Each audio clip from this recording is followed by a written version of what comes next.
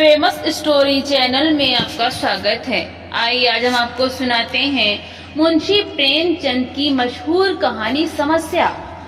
मेरे दफ्तर में 4 चपरासी हैं। उनमें एक का नाम गरीब है। वो बहुत ही सीधा, बड़ा आज्ञाकारी, अपने काम में चौकस रहने वाला, गुड़िया खाकर चुप रह जाने वाला, यथा नाम तथा गुड़ वाला मनुष्य है। मुझे दफ्तर में साल भर होते हैं, मगर मैंने उसे एक दिन के लिए भी गैर हाजिर नहीं पाया। मैं उसे 9 बजे दफ्तर में अपनी फटी दरी पर बैठे हुए देखने का ऐसा आदी हो गया हूँ कि मानो वो भी उसी इमारत का कोई अंग है। इतना सरल है कि किसी की बात टालना नहीं जाना। एक मुसलमान है, उसे सारा दफ्तर डरता है, मालूम नहीं क्यों। मुझे तो इसका कारण सिवाय उसकी बड़ी बड़ी बातों की और कुछ मालूम नहीं होता। उसके कथनानुसार उसके चचेरे भाई रामपुर रियासत में काजी हैं, फूफा टोंक की रियासत में कोतवाल हैं। उसे सर्वसम्मति ने काजी साहब की उपाधि दे रखी है। शेष 2 महाशय जाति के ब्राह्मण हैं। उनके आशीर्वादों का मूल्य उनके काम से कहीं अधिक है। ये दोनों काम चोर, गुस्ताख और आलसी हैं। कोई छोटा सा काम करने को भी कहिए तो बिना नाक मुंह सिकोड़े नहीं करते। क्लर्कों को तो कुछ समझते ही नहीं, केवल बड़े बाबू से कुछ दबते हैं। यद्यपि कभी कभी उनसे झगड़ बैठते हैं, मगर इन सब दुर्गुणों के होते हुए भी दफ्तर में किसी की मिट्टी इतनी खराब नहीं है जितनी बेचारे गरीब की। तरक्की का अवसर आया है तो ये तीनों मार ले जाते हैं। गरीब को कोई पूछता भी नहीं और सब 10-10 पाते हैं। वो अभी 6 ही में पड़ा हुआ है। सुबह से शाम तक उसके पैर एक क्षण के लिए भी नहीं टिकते। यहाँ तक कि तीनों चपरासी उस पर हुकूमत जताते हैं और ऊपर के आमदनी में तो उस बेचारे का कोई भाग ही नहीं। जिस पर भी दफ्तर के सब कर्मचारी, दफ्तरी से लेकर बाबू तक, सब उसे चिढ़ते हैं। उसकी कितनी ही बार शिकायतें हो चुकी हैं, कितनी ही बार जुर्माना हो चुका है और डांट डपट तो नित्य ही हुआ करती है। इसका रहस्य कुछ मेरी समझ में न आता था। हाँ, मुझे उस पर दयावश आती थी और अपने व्यवहार से मैं यह दिखाना चाहता था कि मेरी दृष्टि में उसका आदर चपरासियों से कम नहीं। यहाँ तक कि कई बार मैं उसके पीछे अन्य कर्मचारियों से लड़ भी चुका हूँ। एक दिन बड़े बाबू ने गरीब से अपनी मेज साफ करने को कहा। वो तुरंत मेज साफ करने लगा। दैव योग से झाड़न का झटका लगा तो दवात उलट गई और रोशनाई मेज पर फैल गई। बड़े बाबू यह देखते ही जामे से बाहर हो गए। उसके कान पकड़कर खूब बैठे और भारतवर्ष की सभी प्रचलित भाषाओं से दुर्वचन चुन चुन कर उसे सुनाने लगे। बेचारा गरीब आंखों में आंसू भरे चुपचाप मूर्तिवत खड़ा सुनता था, मानो उसने कोई हत्या कर डाली हो। मुझे बाबू का जरा सी बात पर इतना भयंकर रौद्र रूप धारण करना बुरा मालूम हुआ। यदि किसी दूसरे चपरासी ने इससे भी बड़ा कोई अपराध किया होता तो भी उस पर इतना वज्र प्रहार न होता। मैंने अंग्रेजी में कहा, बाबू साहब, आप यह अन्याय कर रहे हैं। उसने जानबूझकर तो रोशनाई गिराया नहीं। इसका इतना खड़ा दंड अनौचित्य की पराकाष्ठा है। बाबूजी ने नम्रता से कहा, आप इसे जानते नहीं, बड़ा दुष्ट है। मैं तो उसकी कोई दुष्टता नहीं देखता। आप अभी उसे जानते नहीं। एक ही पाजी है, इसके घर 2 हलों की खेती होती है, हजारों का लेन देन करता है, कई भैंसें लगती हैं। इन्हीं बातों का इसे घमंड है। घर की ऐसी दशा होती तो आपके यहाँ चपरासीगिरी क्यों करता? विश्वास मानिए, बड़ा पोढ़ा आदमी है और बला का मक्खी चूस। यदि ऐसा ही हो तो भी कोई अपराध नहीं है। अजी, अभी आप इन बातों को नहीं जानते। कुछ दिन और रहिए तो आपको स्वयं मालूम हो जाएगा कि यह कितना कमीना आदमी है। एक दूसरा महाशय बोल उठे, भाई साहब, इसके घर मनो दूध दही होता है, मनो मटर ज्वार चने होते हैं, लेकिन इसकी कभी इतनी हिम्मत ना हुई कि कभी थोड़ा सा दफ्तर वालों को भी दे दो। यहाँ इन चीजों को तरस कर रह जाते हैं तो फिर क्यों ना जी जले। और यह सब कुछ इसी नौकरी की बदौलत हुआ है, नहीं तो पहले इसके घर में भूनी भांगना थी। बड़े बाबू को सब कुछ आकर बोले, यह कोई बात नहीं, उसकी चीज है, किसी को दे या ना दे, लेकिन ये बिल्कुल पशु है। मैं कुछ मर्म समझ गई। बोला, यदि ऐसे तुच्छ हृदय का आदमी है तो वास्तव में पशु ही है। मैं यह ना जानता था।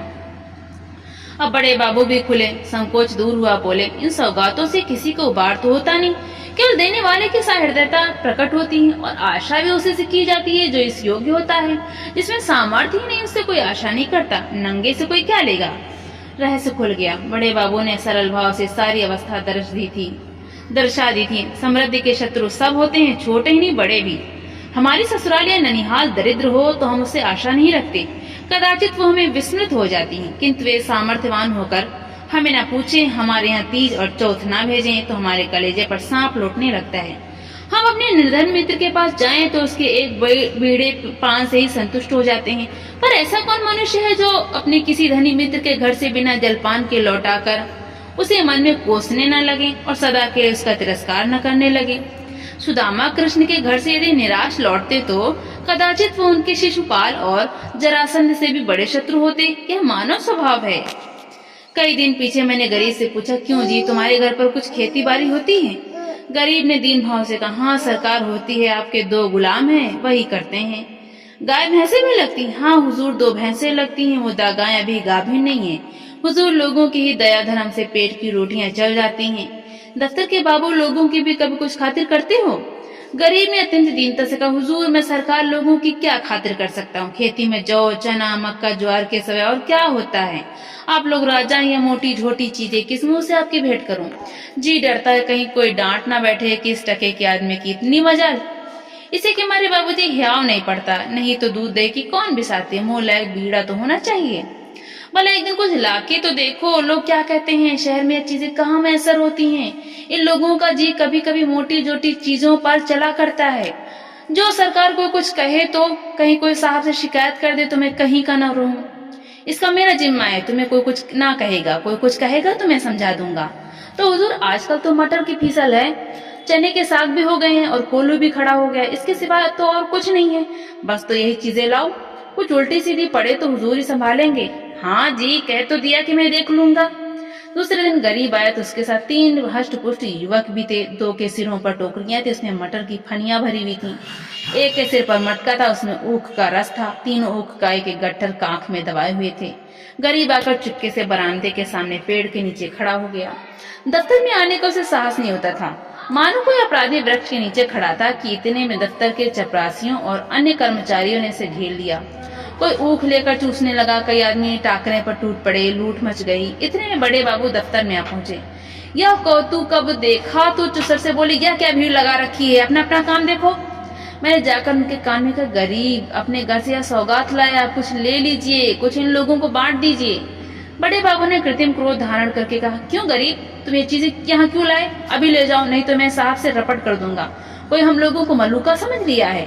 गरीब का रंग उड़ गया, थर थर कांपने लगा, मुंह से एक शब्द भी न निकला।